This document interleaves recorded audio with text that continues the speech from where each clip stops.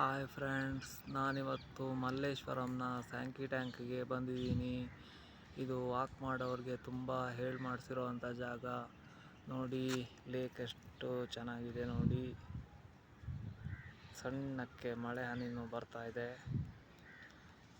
ಒಂಥರ time spend ಮಾಡೋಕ್ಕೆ ತುಂಬ ಚೆನ್ನಾಗಿ ಇರುತ್ತೆ. ಇವತ್ತು ಮಲ್ಲೇಶ್ವರಂ ಬಂದಿದ್ದೆ, ಇಲ್ಲಿ ಟೈಮ್ ಹೋಗಿದ್ದೆ ಗೊತ್ತಾಗಿಲ್ಲ. ನೀವು ಒಂದ್ಸಲ ಭೇಟಿ ಮಾಡಿ,